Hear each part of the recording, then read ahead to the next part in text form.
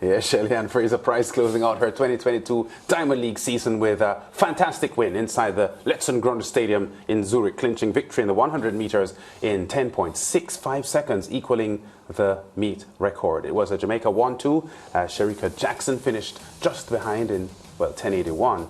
Marie-Josée Talou rounded out the top three.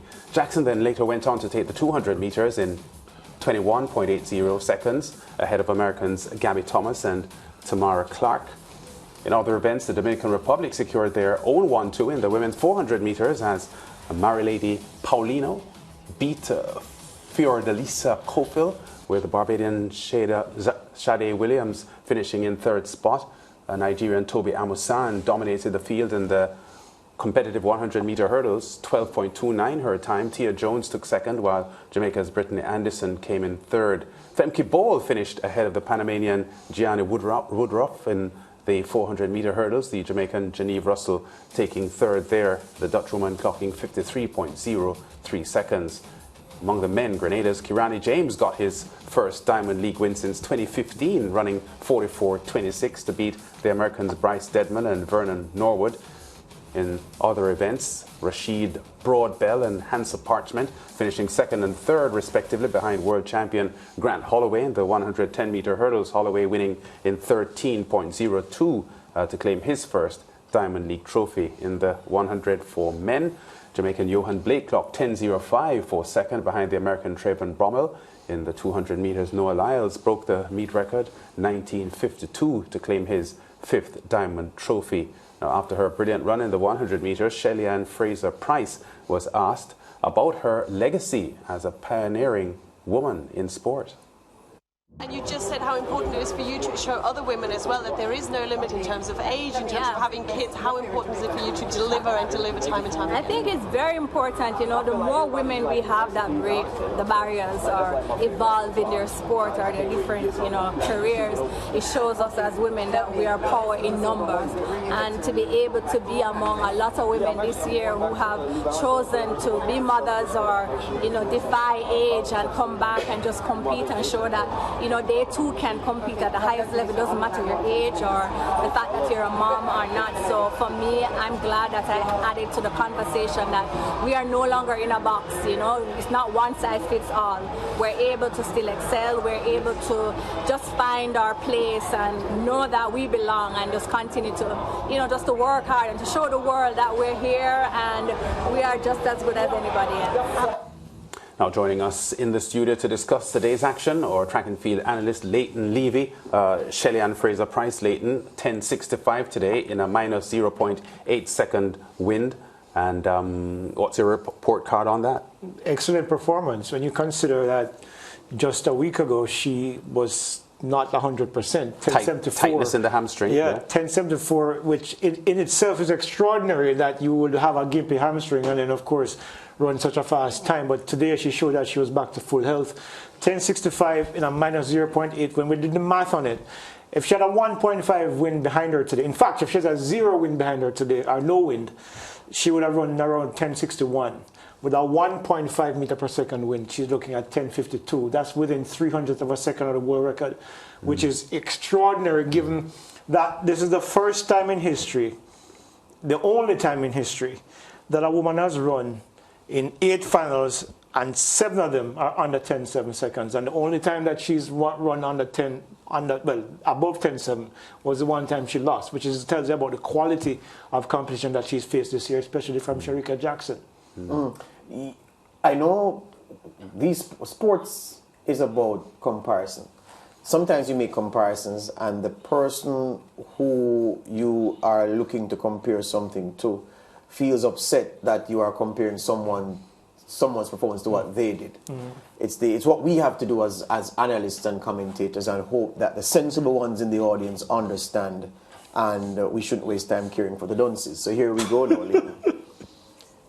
Elaine Thompson-Herah's 2021 was special. Extraordinary. Perhaps it was epic. It definitely was extraordinary. Yeah, and 10.54 was I mean, high water mark still. But when you look at the totality of what she did over the short sprint in 2021, and if we must compare it to what Mrs. Fraser-Pryce has done in this 2022, you would say that although she hasn't gone sub 10.6, Mrs. Fraser-Pryce, that phrase again, body of work, these fast times taken together, this is perhaps the best season of sprinting we've ever seen from any woman in the 100 meters, or perhaps any athlete in the 100 meters. Absolutely. In terms of the individual performances, absolutely. Because I was looking back at her 2013 year when she won 3 gold medals at the World Championships in Moscow. And she won 5 of 6 races that year. But none of those times compared to what we're seeing from her now. And remember, this was 10 years ago. She's now 35 years old. And to look at what she's done, 10.67 4 times, 10.66, 10.62, and now 10.65. It's an extraordinary season in terms of the individual performance from an athlete who is, many people would say, is at the back end of her career. So yeah, this is perhaps arguably probably the best season we've ever seen. There are different factors that factor in here in terms of like what Elaine did last year.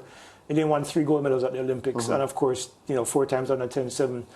That in itself is, for me, in a pantheon of one. It's similar to Shelley's 2013, where she won 3 gold medals in Moscow.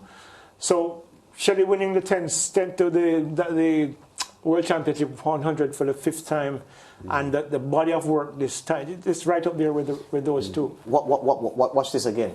So I'm still trying to come to grips, Leighton, with how a woman, 35, and I'm using her own words now to make this, to pose this question. She said that she spent all of her 20s chasing sub 10.7. It never happened from 20 to 30, not once.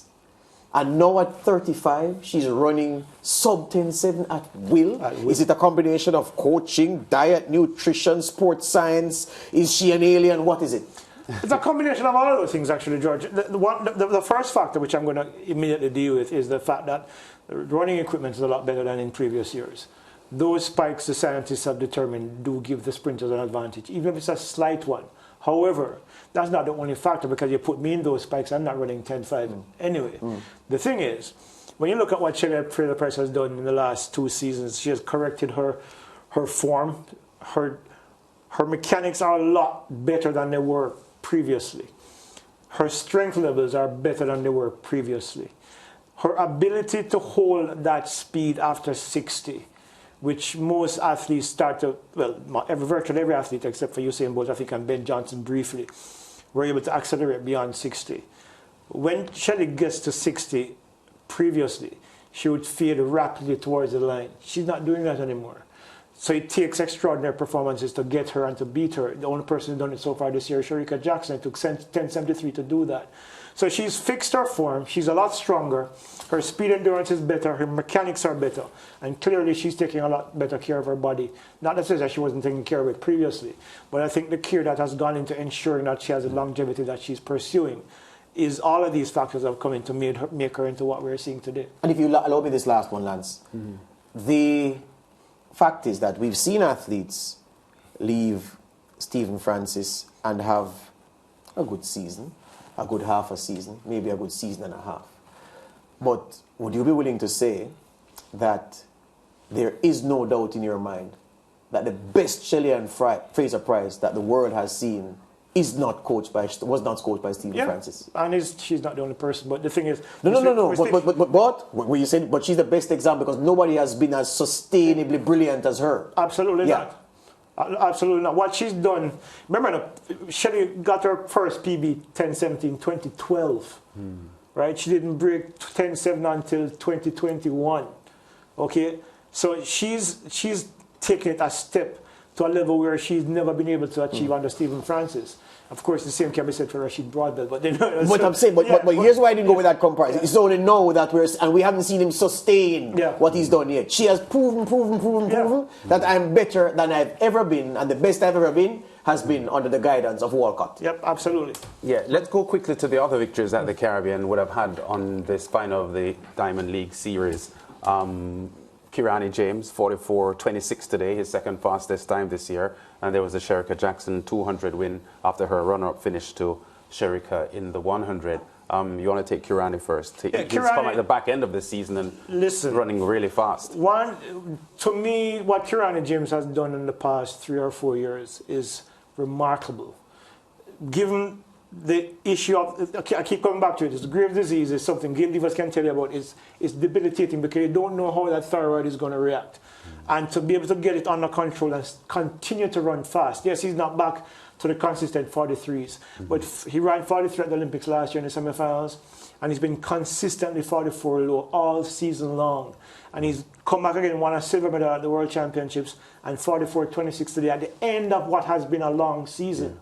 It just speaks to the I think he measured his season very well, because a lot of people would have been disappointed that he didn't go to the Commonwealth Games, but he has chosen his appearances well, and I think that is borne out by how well he was able to deliver today on the Diamond League final. And that again goes to the credit to some credit to Harvey Glantz, his coach, who is more than just a coach to Kirani James. He's a mentor and a father figure, and I think he cares a lot about Kirani's health and his well-being, and he's set up a schedule that allowed Kirani to be at his best more often than not this season, notwithstanding the health issues that he's had to deal with. Yeah, Shericka was 10.81 in chasing Shelly-Ann Fraser-Pryce in the 100, 21.80 in her 200-meter win. The races were about an hour apart. Just about an hour. Roughly an hour apart. How well would you put those two performances together? Very, very good, actually, because this is the end of a long season. I know she said yesterday at the pre-race conference that she was hoping to go faster than 21.45. She never said world record. But it was always going to be difficult for several reasons. One, she ran the 100, and 10.81 might not seem particularly fast compared to what Shelly-Ann Fraser-Pryce is doing, but it's still a very fast time. It does sap some energy from your body and take something out of your legs. And you saw that coming down the stretch, the last 50, 60 meters. She didn't have that kick that she usually, what we usually call the kick down the stretch. So 21.80 and 10.81 to end the Diamond League season, and of course come on with the Diamond League trophy along with the 200-meter world title.